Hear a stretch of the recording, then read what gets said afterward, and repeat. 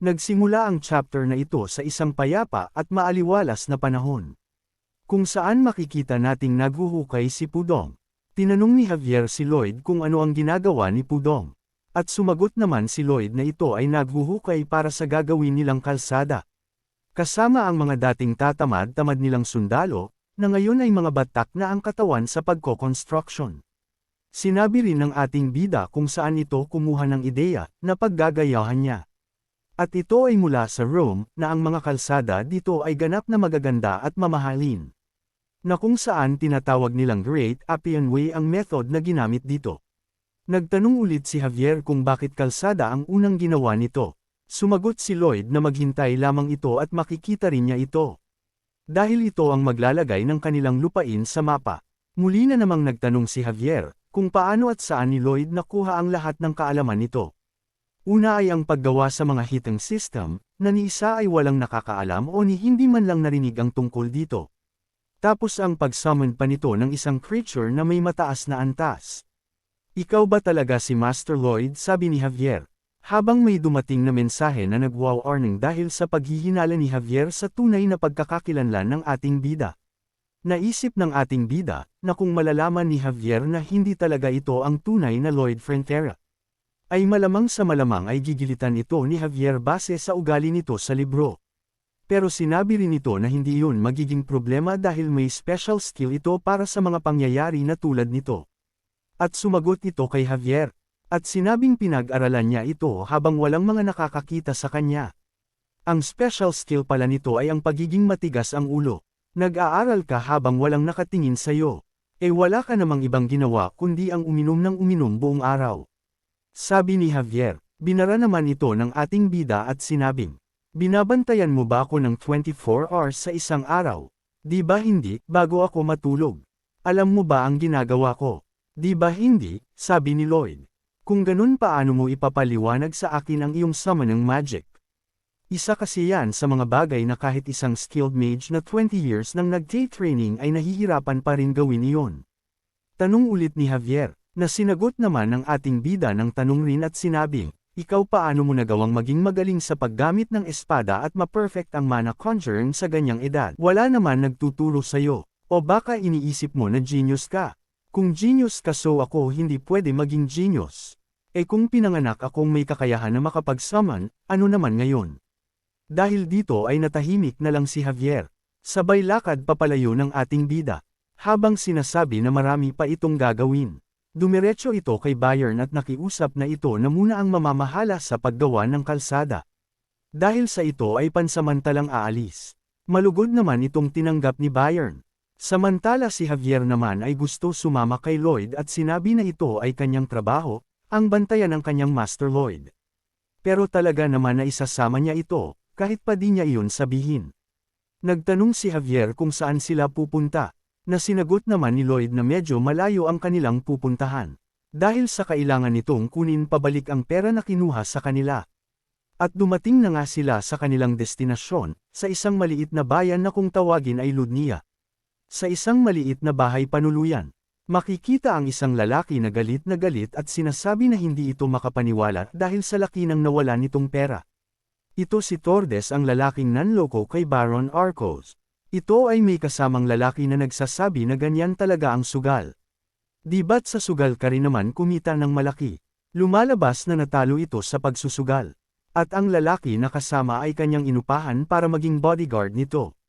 Pero kung ito ay hindi na niya mababayaran ay aalis na ito. Na ikinatakot naman nito at sinabing meron pa naman itong sapat na pambayad para sa kanya. Masakit na ulo ni Tordes kakaisip kung saan mang-scam ng pera. Pero kailangan muna nito magtago dahil sa dami ng tao na humahanteng dito. Oh, ako ba ang isa sa tinutukoy mo? Sabay tadyak sa pintuan at pasok ni Lloyd. Napatayo si Tordes at napatanong kung sino ito. Tama. Hindi mo nga pala alam kung ano ang itsura ko. Sabay pakilala ng ating bida, ako si Lloyd Frontera. Naaalala mo na ba? Tanong ni Lloyd.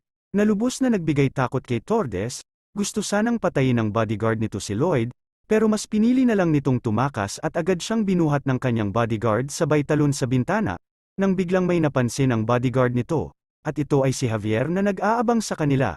Sinabi ni Javier na iwan ito si Tordes at umalis, pero kung tatanggihan niya ito ay ituturing itong kasabwat ni Tordes sa mga kalokohan nito. Dito ay naisip ni Javier na tama ang sinabi ni Lloyd sa kanya, natatakas ang dalawa gamit ang bintana sa likod kung kaya iniutos sa kanya na doon mag-abang. Masyado ka pang bata, marunong ka na bang humawak ng espada? Tanong ng bodyguard ni Tordes, habang nakasilip sa bintana si Lloyd. Ay sinabi nito na mula nang mamatay ang amo ni Javier na si Arcos Frontera, ay ipinangako nito na maghihiganti ito, at hahanapin si Tordes at ang bodyguard nito, kung saan ay natagpuan niya ang mga ito at kinalaban, pero dahil sa unang beses pa lang ni Javier makakaharap ang isang Dark Enchanter, ay nahirapan ito na labanan ang gravitational magic ng bodyguard ni Tordes, pero napangiti ang ating bida at sinabi na iyon ay sa libro lang naman nangyari, kaya naman balik sa laban ng dalawa. Sa pag-atake ng bodyguard ni Tordes, ay madali lang itong nasangga ni Javier, na parang walang nangyari. Pero sinabi nito na walang kamuwang-muwang si Javier sabay sabing katapusan muna, at sa pagsara ng kamao nito ay nakaramdam si Javier ng pagbigat ng buo nitong katawan, pero tila nangamba ang bodyguard ni Tordes, dahil sa nagtataglay na si Javier ng malakas na mana heart ay baliwala na sa kanya ang atake ng Dark Enchanter. Napatanong na lang tuloy si Javier na kung ang magic na ginamit ba sa kanya ay nagdadagdag bigat sa isang tao. Dahil dito makikitang pinagpawisan malala ang bodyguard ni Tordes, sabay lipad papalayo dahil sa sobrang takot at iniwan na nito si Tordes. Pagkatapos ay sinabi ni Javier kay Tordes na kung alam ba nito na isang napakaseryosong krimen ang lokohin ng isang maharlikang pamilya. Kaya naman bumwelo si Javier na nagbabadya sa pagputol ng mga paa ni Tordes para dalhin sa korte. Na agad naman pinigilan ni Lloyd.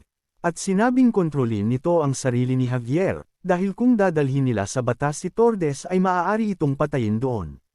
Nagulat si Javier sa sinabi ni Lloyd, at nasabi sa sarili, na kung ito ba ay totoong nagpapakita ng awa kay Tordes. Habang nakaupo at nakatali si Tordes ay makikitang nanginginig sa takot ang makong na ito. Kung kaya naman ay sinabihan ito ni Lloyd na wala itong dapat na ikatakot, at sinabing minsan daw talaga ay nagiging greedy ang mga tao, lalo na kung nakakakita ito ng maraming oportunidad.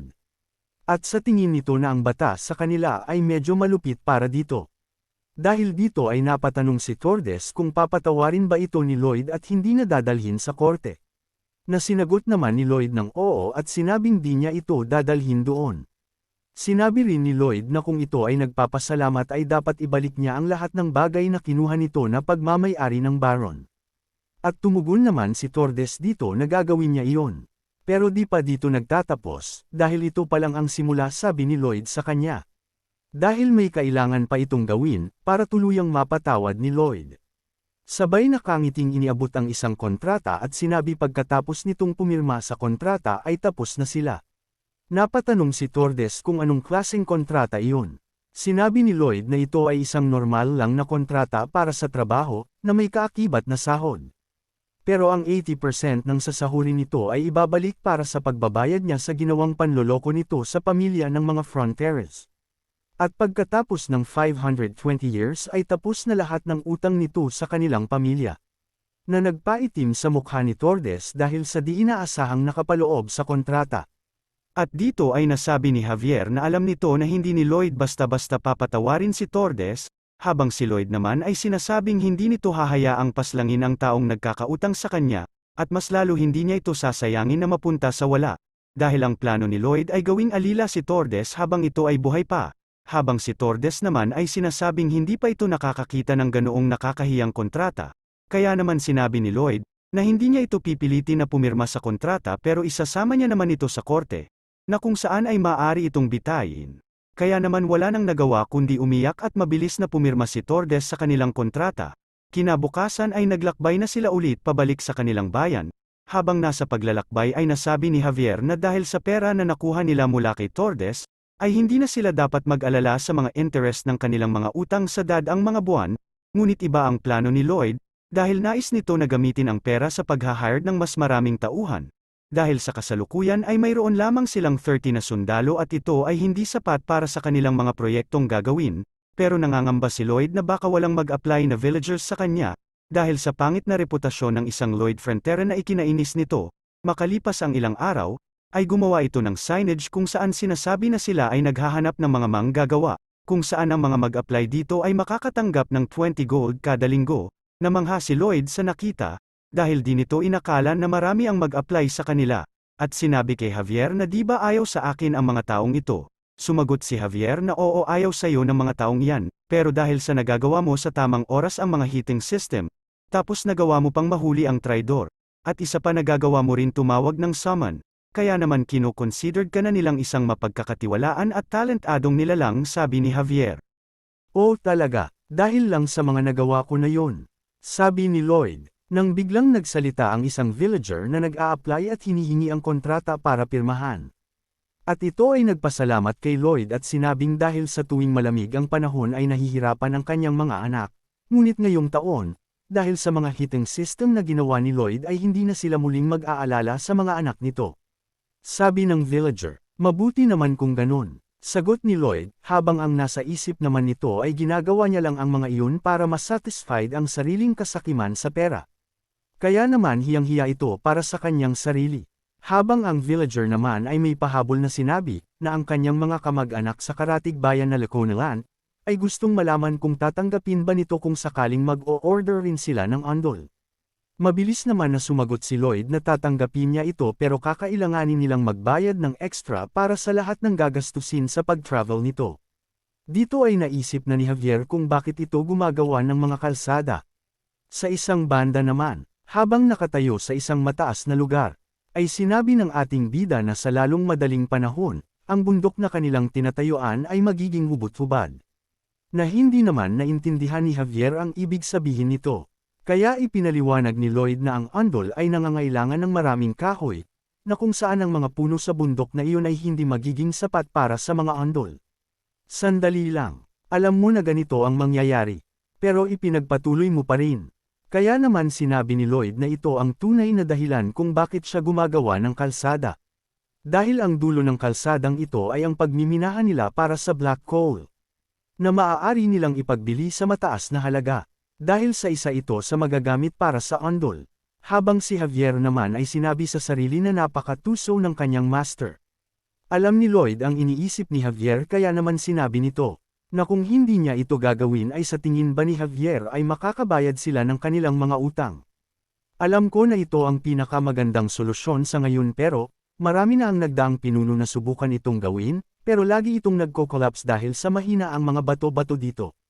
Sabi ni Javier. Na sinagot naman ni Lloyd na confident ito na kaya niya itong gawan ng paraan.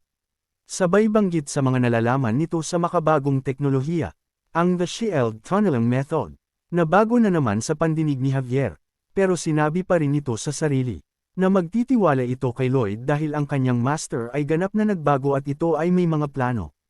Kinagabihan ay iniisip ng ating bida na kung sana may skill siya na kayang mag-summon ng mga building ay mas cool sana yun. Subalit ang mayroon lamang siya ay ang manu-manong pagdodrawing. Hinihiling rin ito na sana ay may 100 na undead workers ito, na kung saan ay hindi na niya ito kailangan pang bayaran ng upa para magtrabaho.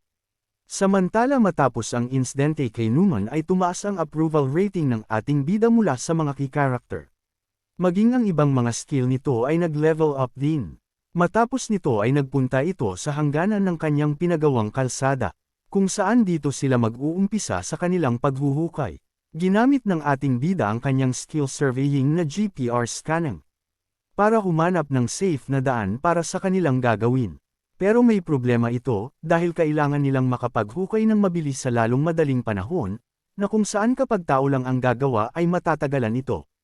Hindi niya rin magagamit si Pudong dahil sa nagkasakit ito. Kung sakaling manggumaling ito ay hindi pa rin pwede dahil masyado itong malaki. Kaya naman napagpasyahan ng ating bida na mag-summon ulit. Kaya naman dahil sa ito ay may sapat na RP ay agad itong nag-summon. Naupo ang ating bida habang naghihintay na lumabas ang kanyang summon. Paglabas nito ay naisip ng ating bida na ang panlabas nitong anyo ay mukhang useless. Pero ganito rin naman si Pudong. Kaya naman nakakasigurado ito na magagamit niya rin ito na kagaya ni Pudong. Pagkalipas ng isang linggo, makikitang naumpisahan na nila ang paghuhukay. Siyempre gamit ang bagong summon nito na si Banbol, kung saan naghuhukay ito at kinakain ang mga lupang nahuhukay nito. Habang nasa ilalim ng lupa ay may kanya-kanya itong ginagawa, una si Banbol na kung saan siya ang nahuhukay ng lupa, pangalawa ay ang paglalabas ni Banbol ng mga steel bar na isa rin sa skill nito. Pangatlo si Javier na tagahati ng mga inilalabas ni Banggol na steel bar para maging pantay-pantay ang mga ito. Pang-apat ay ang mga support na tumutulong sa paggawa ng gagamitin pang support sa lupa upang hindi ito mag-collapse. At ang last ay ang reality check na pinangungunahan ng ating bida. Patuloy sa pagtatrabaho ang ating bida. Kahit pa ito ay nakakaramdam na ng pagod at pagkahilo dahil sa kakulangan ng hangin. Buti na lang kahit papano ay nag-install ito ng pipe na tumutulong sa pagbibigay ng oxygen sa kanila. Dahil sa nakikita na kalagayan ni Lloyd ay sinabihan ito ni Javier na kailangan din itong magpahinga na katulad ng kanilang mga kasama. Pero sinabi nito na siya ang nakatalaga sa trabahong ito. Kung kaya siya din dapat ang manguna sa kanila. Kung saan naisip ng ating bida. Kung papaano kumilos ang mga boss sa tunay na mundo, kung saan pinapairal ang kanilang posisyon, at di nagpapakita sa kanilang mga side. At dahil dito ay ipinangako niya na kailanman ay di niya ito gagayahin. Muling ginamit ng ating bida ang kanyang skill at nakita na malapit na sila sa kanilang target na makuha ang black coal. Kaya naman nagdiwang silang lahat, at nagpasalamat ang ating bida kay Banggol. Dahil sa napabilis nito ng 10 beses ang kanilang trabaho. Ngunit naputol ang kanilang kasiyahan, nang biglang makarinig ang mga ito ng tunog na nagmumula sa kinaroroonan ng black coal. Dahil dito ay ginamit ulit ni Lloyd ang kanyang GPR scanning. At napansin na nagkaroon ng maliit na butas ang black coal layer. Nang biglang may lumabas na malaking langgam, na agad umatake kay Lloyd. Pero agad din naman nila itong napatay. Nakaramdam ng takot ang ating bida, at sinabi na wala ang ganitong pangyayari sa libro. Matapos nito, ay agad na ipinag-utos ni Lloyd na lumabas lahat ng kanilang kasamahan. Dahil ang mga langgam ay nakatira at nabubuhay ng isang buong colony. Nagtakbuhan na papalabas ang iba nilang kasama, habang si Javier ay mag-isang lumalaban sa mga ito. Habang ang ating bida naman ay ini-estimate ang dami ng kalaban, at sinabi na kapag ito ay makalabas mula dito ay tiyak na mawawasak ang kanilang lugar. Dagdag pa nito na dito kakayanin ni Javier mag-isa dahil na din sa kakulangan ng oxygen. Habang patuloy sa pag-iisip ang ating bida, ay bigla naman itong sinampal ni Javier dahil sa pag-aakalang nagpapanik ito. Naikinagalit naman ng ating bida, dahil sa hindi naman talaga ito nagpapanik at nag-iisip lang ito ng kanyang plano. Kaya sinabi ni Javier na bilasan nito sa pag-iisip ng plano dahil di na niya kakayanin kung tatagal pa ito. Matapos nito ay may biglang pumasok na ideya sa isip ni Lloyd. Na kung saan haharapin nila lahat ng kalaban hanggang sa marating ang pugad ng mga ito. Kahit tila di sang-ayon si Javier sa ideya ni Lloyd ay sinunod niya pa rin ito. Dahil alam nito na ang bawat desisyon ni Lloyd ay may dahilan. At dito muna natin puputulin ang video na ito. Kung nagustuhan mo at nais mong sundan lahat ng upload sa page na ito ay pakipindot lang ng subscribe button dyan sa ibaba. Pati na rin ang bell button para isa ka sa agad na mano-notify once may bago tayong upload. Maraming salamat.